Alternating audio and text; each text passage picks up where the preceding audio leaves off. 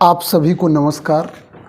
जैसा कि पाठ एक रासायनिक अपक्रिया और समीकरण की थ्योरी पूरी कंप्लीट हो गई है, आज से अभ्यास के लेक्चर मिलेंगे कि जो पाठ पढ़ा गया उससे प्रश्न कैसे आते हैं।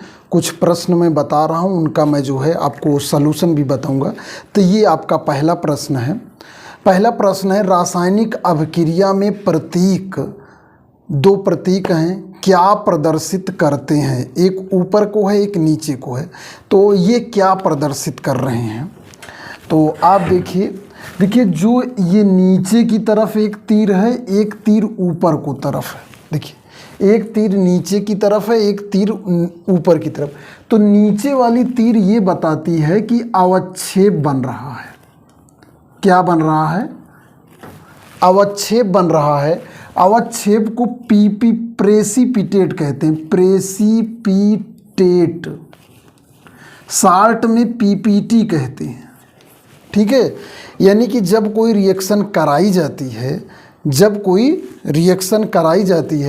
तो रिएक्शन में कुछ चीज़ें गैस बन के निकल जाती हैं, कुछ सॉलिड बन के नीचे बैठ जाती हैं और लगभग सॉल्यूशंस में रिएक्शन होती हैं। यानी कि एक मीडियम, जैसे मान लीजिए पानी एक मीडियम है। पानी में जैसे रिएक्शन कराई जाती है, जैसे अक्सर चीज़ जब हम घोलना रहता है या बनाना रहता है तो पानी का यूज करते हैं। तो ये आपका जो है ये प्रेसिपिटेट जो है, प्रेसिपिटेट को शो करता अवक्षेप को। उसके बाद ये ऊपर वाली तीर जो है गैस को प्रदर्शित करती है, जिसके बगल ये बना रहेगा, मतलब समझ लीजिए वो गैस बन के निकल गया। देखिए दूसरा प्रश्न है, शरीर में भोजन का पाचन किस प्रकार की अभिक्रिया है? शरीर में भोजन का पाचन, भोजन जब हम खाते हैं तो हम चावल रोटी खाते हैं, उसमें बड़े बड़े मॉलिक्यूल्स होते हैं, कार्बोहाइड्रेट होते हैं, प्रोटीन, वसा। तो कार्बोहाइड्रेट आपका जो है ग्लूकोज में टूट जाती है, प्रोटीन एमिनो एसिड में टूट जाती है और फैट फैटी एसिड में। यानी कि बड़ा कंपाउंड छोटे कंपाउंड में टूट रहा है। यह एक तरह का वियोजन अभिक्रिया है, यह एक तरह की अपघटन अभिक्रिया है। तो क्या हुआ, शरीर में जो पाचन की अपक्रिया होती है वह एक तरह की अपघटन अभिक्रिया है। कौन सी अभिक्रिया है? शरीर भोजन का पाचन अपघटन, ठीक, डिकम्पोजिशन, भोजन का पाचन।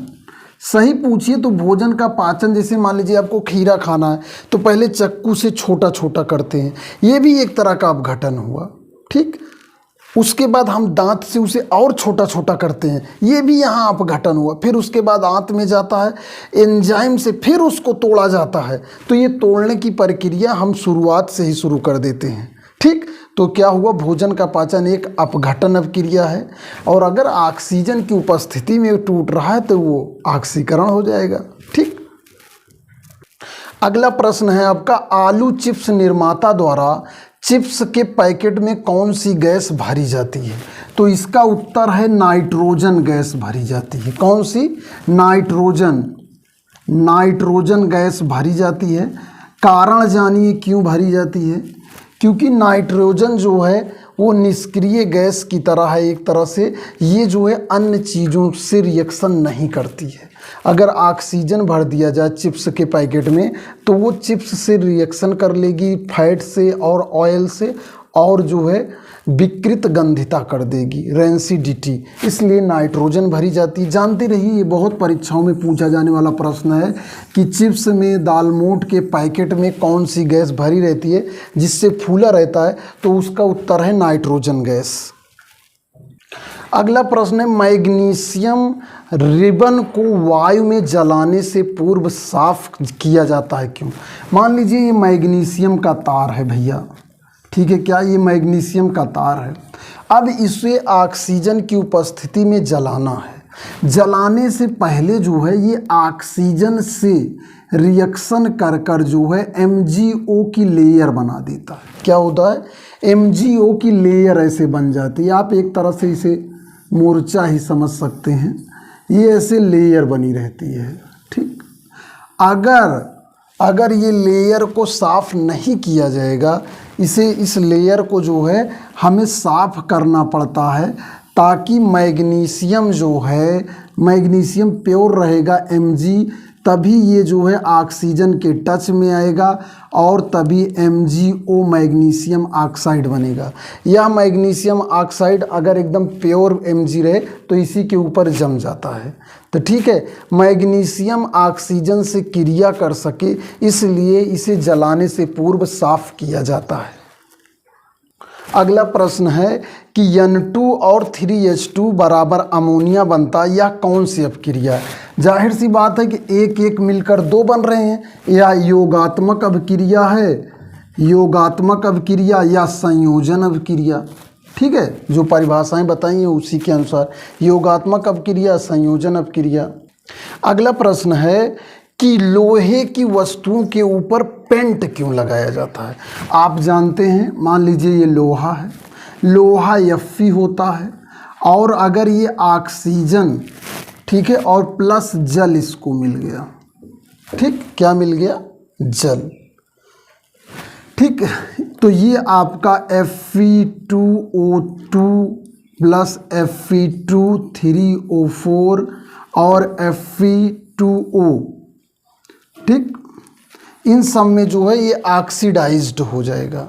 और जब ये सब इसमें ऑक्सीडाइज्ड हो जाएंगे तो ये जो है इस पे जंग लग जाता है। इसी जंग ना लगने पाए इसके लिए इस पे पेंट लगाया जाता है ताकि पानी और वायु जो है इसके साथ इस पे, कहने का मतलब इससे रिएक्शन ना कर सके। तो एक लाइन में उत्तर कि आयरन पर पेंट इसलिए लगाया जाता है ताकि जंग ना लग सके, पानी उसके टच में ना आ सके, ऑक्सीजन उसके टच में ना आ सके। अगला प्रश्न है, जब लोहे की कील को कॉपर सल्फेट के विलयन में डुबोया जाता है तो विलयन का रंग बदल क्यों जाता है? विलयन का रंग बदल क्यों जाता है? सबसे पहले ये कॉपर सल्फेट का विलयन है, ये जानिए, ये नीला होता है। सबसे पहले जानिए कैसा होता है? नीले कलर का होता है। ठीक, तो जब इसमें Fe मिलाया जाता है, आपका क्या मिलाया जाता है? आयरन मिलाया जाता है, तो ये क्या हो जाता है? FeSO4 प्लस Cu में बदल जाता है। तो जब ये कॉपर सल्फेट, यानी कि ये जानिए, कभी कभी ये भी प्रश्न में आ जाता है, जो कॉपर डबल प्लस होता है ये जो है आपका, ये आपका जो है नीले कलर का होता है। तो ये जो है कलर से मेटल में बदल जाता है, इसलिए जो है विलयन का रंग जो है वो गायब हो जाता है या जो है रंग बदल जाता है। अगला प्रश्न है कि श्वसन को ऊष्माक्षेपी अभिक्रिया क्यों कहते हैं? देखिए, श्वसन में होता क्या है कि C6H12O6 हम गेहूं, चावल, दाल, जो भी भोज्य पदार्थ है उससे खाते हैं। ठीक, इसका ऑक्सीजन की उपस्थिति में जो है ऑक्सीडेशन होता है और CO2 प्लस जल बनता है हमारे शरीर में। कार्बन डाइऑक्साइड हम लोग निकाल देते हैं, पानी का यूज कर लेते हैं। इसमें जो है ATP के रूप में एनर्जी निकलती है। ठीक है, ये एनर्जी निकलती है जिससे हमारा शरीर चलता है भाई। ठीक है, इसलिए इसे ऊष्माक्षेपी, जो हम भोजन खाते हैं हम ताकत के लिए, तो ये एक ऊष्माक्षेपी, यानी कि मैंने बताया था क्षेपण, अवक्षेपण, निकलना, तो इसलिए एनर्जी इससे निकलती है और जिससे मैं बोल रहा हूँ, आप चल रहे हैं, सब कुछ इसी से होता है। तो श्वसन एक ऊष्माक्षेपी अपक्रिया। देखिए, ध्यान दीजिएगा, श्वसन और सांस लेने में अंतर को जानते रहिएगा। हम जो हवा लेते हैं फेफड़े तक जाती, फेफड़े से जो बाहर निकालते हैं इसे सांस लेना कहते हैं। लेकिन फेफड़े के बाद जब ऑक्सीजन ब्लड में जाती, ब्लड से कोशिका तक जाती, कोशिका में ग्लूकोज का ऑक्सीडेशन करती है, फिर उसके बाद वहाँ कार्बन डाइऑक्साइड बनती, कार्बन डाइऑक्साइड खून में कार्बोनिक एसिड बनकर फिर आपकी आती है फेफड़े में, फिर यहाँ कार्बन डाइऑक्साइड हम बाहर निकाल देते हैं। तो फेफड़े से जो ब्लड की क्रिया होती है वो श्वसन कहलाती है, जिसमें ग्लाइकोलिसिस और क्रेब्स चक्र वगैरह होती हैं। तो यहाँ पर ये क्या है? एक ऊष्माक्षेपी अपक्रिया है। देखिए, अगला प्रश्न है, खाद्य पदार्थों की विकृत गंधिता रोकने के 2 उपाय।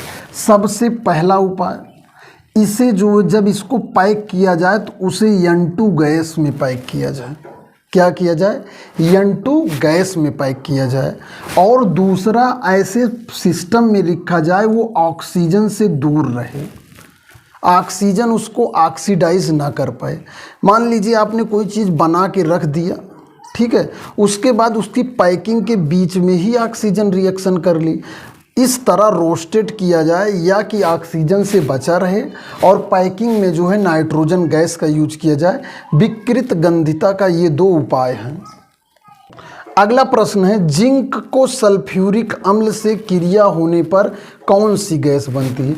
देखिए भैया, ये आपके जिंक महोदय हो गए और ये आपका सल्फ्यूरिक एसिड हो गया, ठीक है, ये जिंक हो गया, ये सल्फ्यूरिक एसिड हो गया। ये आपके रिएक्शन कर लिए तो ये जिंक SO4 बना देंगे, ठीक है, प्लस H2 गैस बन जाएगी। क्या बन जाएगी? H2 gas. तो आपको नाम बताना है, उसमें हाइड्रोजन गैस बनेगी। यक्स जो है, यक्स बराबर आपका क्या हो जाएगा? H2। नाम में इसका हो जाएगा हाइड्रोजन गैस। क्या हो जाएगा? हाइड्रोजन गैस, ठीक है। तो इस वीडियो में टोटल 10 प्रश्न को सॉल्व कराया गया। इसी तरह के आपको लेक्चर मिलते रहेंगे, क्योंकि आपने पाठ पढ़ लिया है तो आपको ये भी पता होना चाहिए कि परीक्षा में प्रश्न कैसे आता है, कैसे परीक्षा के प्रश्नों को आप हल करेंगे, जिससे आप जो है प्रश्नों करना, आप देखिए थ्योरी पढ़ना अलग चीज़ है, लेकिन जब तक आप प्रश्न नहीं सॉल्व करोगे आपकी कॉन्फिडेंस नहीं आएगा कि हम जो है परीक्षा में कैसे बेहतर कर सकते हैं। और जो ये मैं ये जो बड़ा सरल सरल प्रश्न हैं, ये जो है हर कंपटीशन में आता है, ठीक है। ये इससे कहीं भी से आपकी परीक्षा में प्रश्न आ सकता है, ठीक, किसी भी कंपटीशन में, क्योंकि अब कंपटीशन में हर विषय से प्रश्न आने लगे हैं। तो इस वीडियो में इतना ही। मैं गुलाब चंद मौर्य, साइंस टीचर। धन्यवाद।